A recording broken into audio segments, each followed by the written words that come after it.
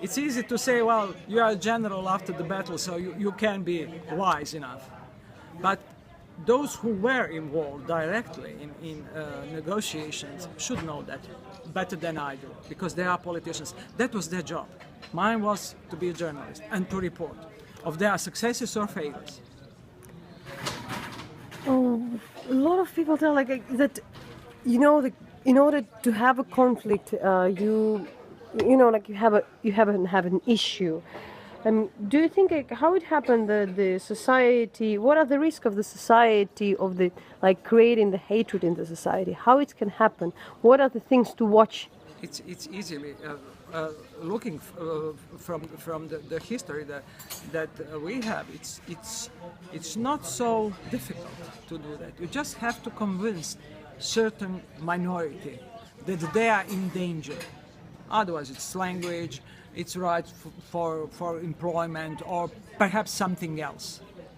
You have to produce a fear of those who are living in a certain communities. That something will happen to them badly, or that something that they have a right to have, they are not. And they won't question anything. They will believe you. But you have to build the whole atmosphere. Look what happens. They change the government. So who knows if the new government will protect you the same way as the former ones did. You will be forced to leave your houses. Nobody will protect you except me, and I'm coming from outside. So that's the story for us coming from the Belgrade. When the Milosevic told to all Serbs, well, where Serbs are, it's a Serbia. And so what was now after all these things, people would remember what was a war in Croatia, but how it started? How did it started? What was It was started during the communist era, at the end of the Communist Party, when Milosevic showed that he would like to be the strong man in a former Yugoslavia, that he is the one who really will lead the whole country, on the basis that the Serbs are a majority in the former Yugoslavia, so it is according to that normal that they have higher positions, that in other republics they are not treated as they should be. I don't know what does it mean, treated as it should be, because we were equals. We never, in a former country, former state, we never questioned which nationality you are. We didn't care for that. And suddenly it was an issue. Are you a Serb, are you Bosnian, are you a Croat or Slovenian, who you are? Are you Albanian? You're coming from Macedonia. I have to be very careful. What for? We live together. We just couldn't slip apart peacefully. And that was at the beginning what I do remember what our president offers and puts on the table. Let's start with the loose confederation, and we will see how we'll go. And after that, we will decide what the future would like. Immediately, Milosevic said, no way. The loose confederation was suggested on the first conference on ex-Yugoslavia in London in 1992, just at the beginning of the war. But if some things looks like inevitable, you tell you can create, but still for the society at this day, what would be the way that you can maybe escape, at least be cautious about this signs when this hatred is imposed, when this distinction happening? Well, hatred is easily come and very hard is to solve the problem of hatred speech, mostly of the hatred speech these days. Why? Because there are a lot of casualties during the war. There were a lot of problems caused between two ethnicities, and a lot of unsolved problems. Those who disappeared, where they disappeared, where they killed in Serbia or somewhere. You don't have names. That's a problem within the families because they don't know where their loved ones are. Are they still alive somewhere? Or mostly they are not. But to have that information, that knowledge, that this is over, you don't have them anymore. This is one thing, and the other thing was trial in Hague, and the results of that, because it's too long. It's too long, and it's very difficult to make people believe that it can't be perhaps easier. As we said, well, we know all who he was or she was or what he done or she done, and it's not so easy to make a final judgment. Where do you take this patience? There is no way out. You just cannot. First of all, patience. Because you have a goal in front of yourself, and that was membership in the European Union. And if you want to be a part of European Union, you need to be patient.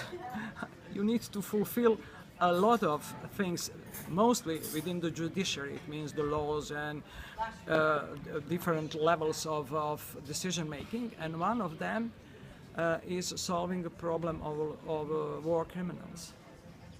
So the Hague must say, well, okay, there is no question coming from the Hague. It's over. That was the start for because Hague is connected with the UN, because Hague was a court founded by the UN, the biggest international organization. And when they say, well, this is the end, we have no problem with Croatia anymore, so you can follow the path. So it means we had the goal. We wanted to achieve something, not only for the European Union. We want to have peace in our country. We want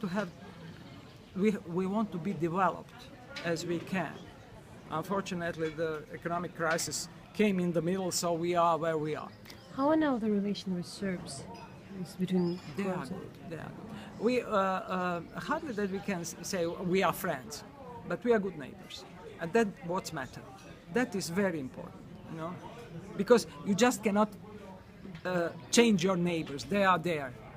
You don't have to be friend, but you are a good neighbor. There are a lot of friendships normally on the personal level. Why not? And we easily travel from one country to another country. We have joint meetings on different levels, mostly connected with the things of transition of people, goods, and something that goes with today's societies. When we speak about Russia as well, how do you see, as an experienced reporter, how do you see this? You know what shocked me? When the international community was surprised what happened. If someone is predictable, then President Putin is predictable. He shows every day what he is up to. So it was not so shocking. All the whole history, recent history of Ukraine and Russia is full of these gas and negotiations problems, coming from Timoshenko till now. As I read today in the news that Russia will ask for prepayment of gas. So, and when European Union and International Monetary Fund put their conditions on the table, and your president was then in a shock, because everybody is in shock when you don't have money and you have to pay, or you have to make certain concessions to be on the right path. He turned to Moscow, and Moscow said, well, okay, we'll give you $15 billion to repay your debt, and we will continue to work. But you have to say no thank you to European Union. And the circle was... So, but what do you think the role of the international community? Is it like solving the inside issue? First of all, European Union does not have joint unique foreign policy. They don't have unique strategy for security. Each country has its own foreign policies and security policies, and that's problem. How to put them together. And then you start with the troikas, dvoikas, and I don't know how many people. And you are trying to make a, first of all, compromise on the European Union level. And then comes United States. European Union is fighting for their economic interests because they're very strong with Russia and with Ukraine too, why not? And the interest of the states are, it's a NATO line in Europe. So you have to compromise on the level of European Union and also with Washington too. You have to have that on your mind when you negotiate. So troikas and dvoikas always have something else to bear in mind. Do you think that things can be sorted out without this international interference? With like a lot of people in Ukraine, they don't have much hope with that. I mean, some have maybe. Yeah. If it's like waiting, if it's taking so long, if it's all these conferences are happening. Yeah, sure. Well, at the end you lose courage that something really worth it will happen, you know, because each conflict, each war ended with a signature, like it we are or not. But it takes time. It takes time because they, on their internal meetings, they have to agree what to do. The last suggestion from Zbigniew Brzezinski, he was advisor to Clinton an era before, said perhaps the best way for Ukraine will be like a model of Finland, which made the progress during the years after the Second World War with Russia in economic relations. Finland is member of European Union, but is not a full member of NATO. She just joined the Partnership for Peace, and that's it. Because for the moment, I think that Russia doesn't want to have, although it has it with Poland, doesn't want to have NATO on their borders on this part of closer to the Black Sea. Because if you have rocket launchers or any kind of a shield of NATO down there, it's not for North Korea. It's for Central Asia or Middle East, and of course, why not? It's a Russia here. It's Crimea, it's a military base, naval base, and... I mean, it looks like all very pragmatic, but do you think that it's not always very pragmatic? It's a question of pride of politicians, and to show who has much power and who hasn't. Well, for the years, it's obvious that we are not unipolar world anymore.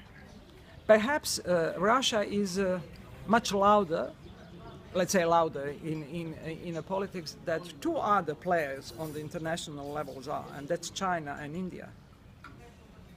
You just cannot ignore them. You have to talk to them. They are not regional powers. They are much stronger than the regional powers. And it means nothing if you say, well, we had G7, now we have G awesome, so Russia is with us. This shows that Russia wasn't with you. Yeah. Well, you covered a lot of conflicts, being here in Croatia. What do you find new in this, or all this old and known? The history repeats, unfortunately, and we do not learn enough from the history. That's the only conclusion. So what is to learn? that first of all, you have to avoid conflict, if it is possible. It isn't. So you have to prepare yourself for your stand before the international community start to invent the solution. You have to know what exactly you want, and you stood for that. And to what extent are you ready to compromise? Because in the conflict, there is always something to be on the compromise level. Never the situation after the conflict will be the same as it was before. Never. Unfortunately. What was the compromise for Croatia? Well, compromise, we had to renegotiate a lot of our borders. We had problems with the borders, with the redistribution of wealth that we have on a different levels. We have to first of all, the biggest compromise was when we signed, concerning the Bosnia and Herzegovina. You know, there is a part called Posavina, close to the river Sava on the north of the Bosnia and Herzegovina. And down there you have a Herzegovina, and you have a reasonable percentage of Croats within the center of Bosnia.